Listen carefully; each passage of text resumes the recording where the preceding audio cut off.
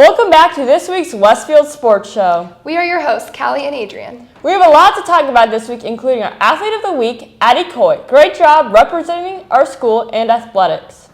It's the week we have all been waiting for. Rocks football kicks off their season this Friday at Center Grove. Tune in this Thursday at 5:30 p.m. to see the full show on the Rock TV YouTube channel and the Rock TV website. Football season is underway as they have their opening season game in 2 days. Football season is underway as they have their opening season game in 2 days.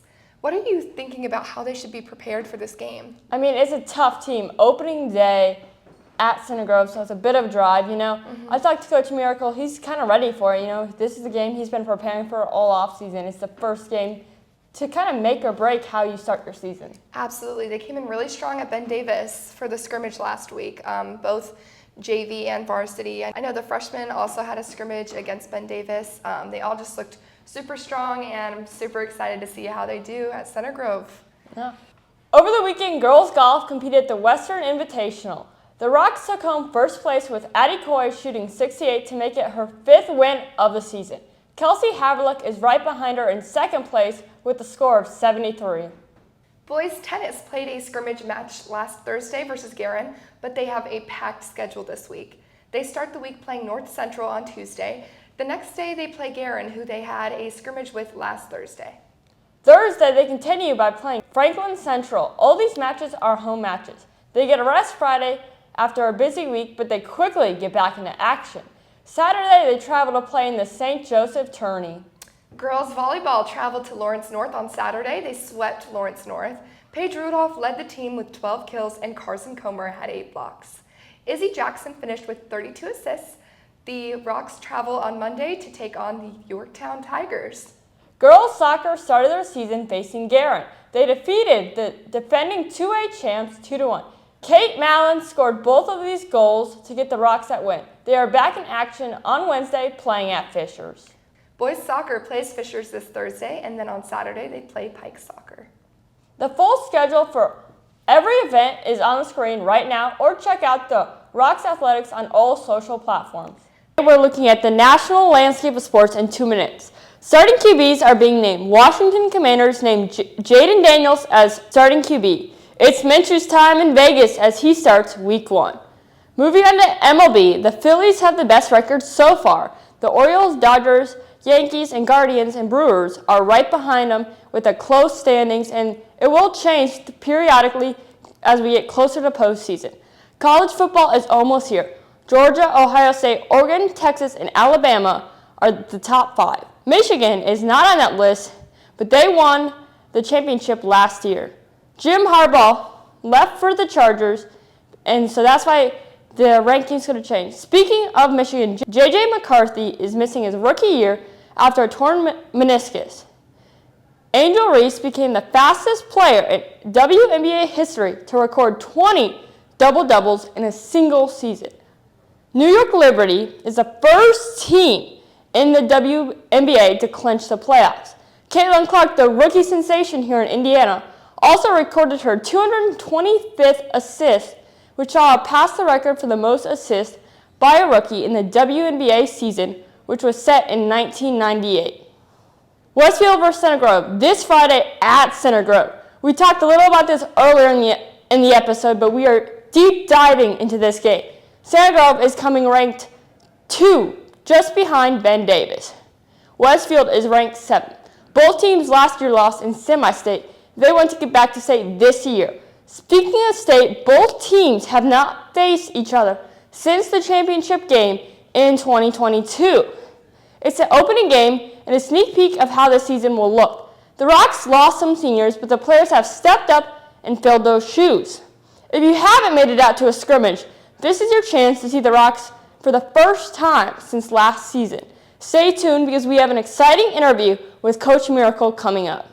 Callie Sigler, and I'm with Coach Miracle. Coach Miracle, welcome. We're excited to have you in here today. Thanks for having me. I appreciate it, Callie. So you're the new head coach. So what new opportunities have you kind of brought to this team this year?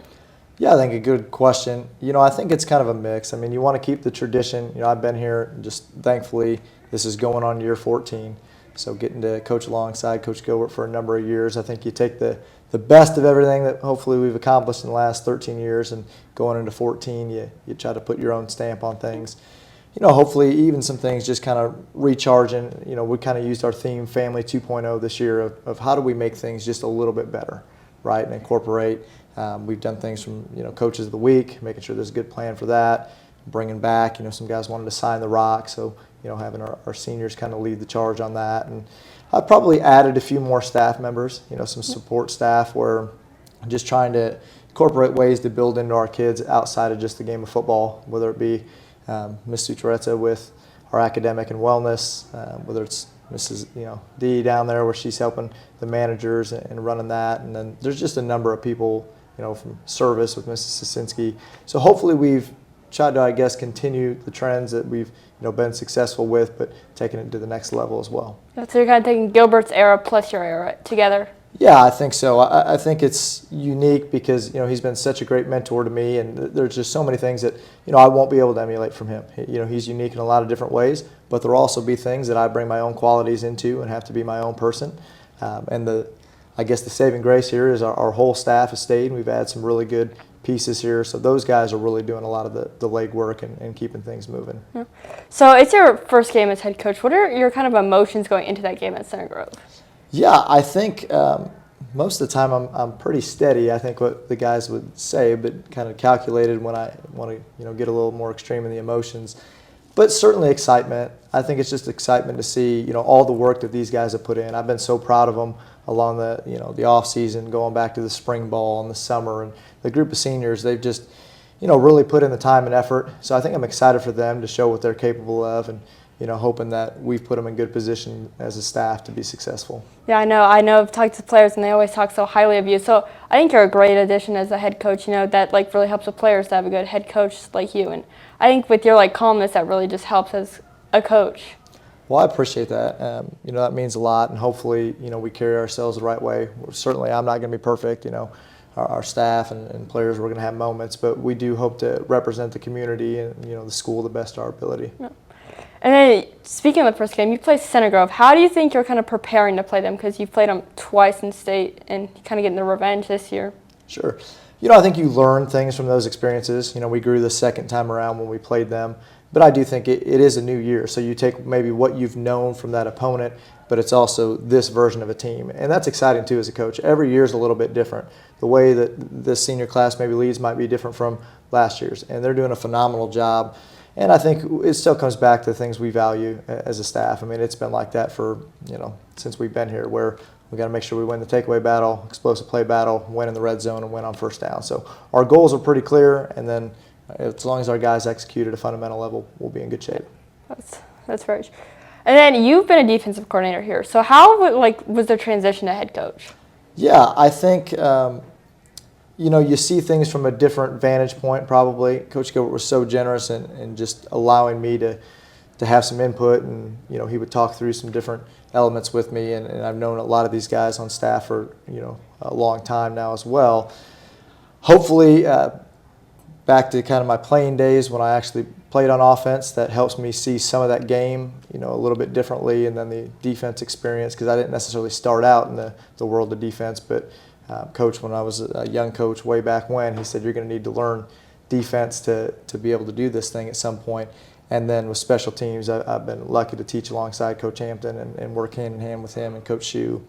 So seeing all those different parts, I think hopefully we're as ready as you can be. I'm going to learn along the way, make mistakes, and hopefully I do have a saying, you never lose the same way twice. So if we do something that wasn't maybe what we were hoping for, then we're going to correct it and move forward. Yeah, it's great that you have all that kind of experience to go into this. You've got offense, defense, special teams, so that really will help you kind of because you really know how to work it.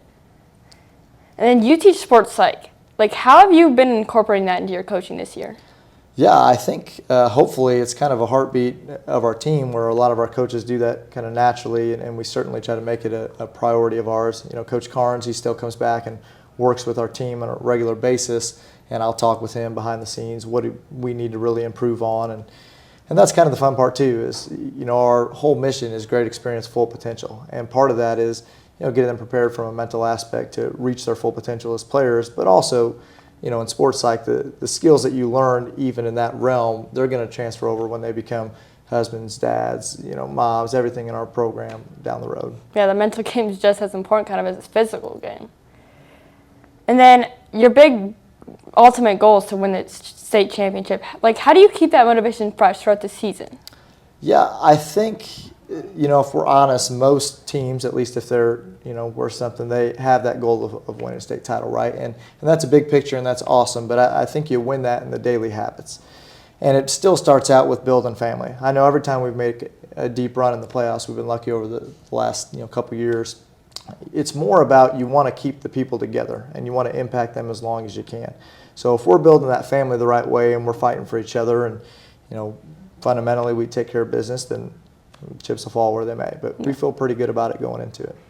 And you're kind of the defensive coordinator, and so there is a defensive coordinator. How do you kind of plan to guide it and make sure you're still making those play calls because you do have experience? Yeah, absolutely. I think first off, it's a great staff. Again, I mean, those guys, we've worked together and we trust each other in the room. So it's always been a combined result. It's never necessarily been me. I maybe just quote unquote leading that room, but those guys have done a ton of the work. So ultimately, I don't think all that much will change. Our standards are going to continue to be the same.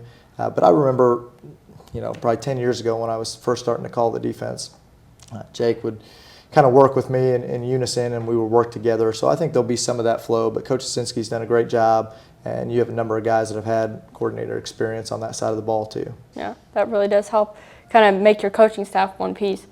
And then what do you feel like coaching has brought to your life?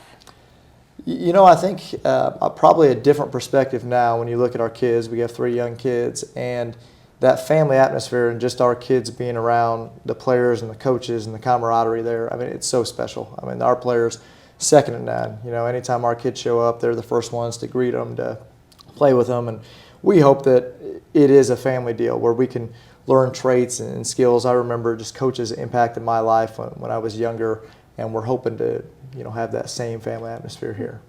Well, that's all that we got. Thank you so much. Good luck this season. Thanks. Appreciate it. That's all for this week. Stay humble and go Rocks.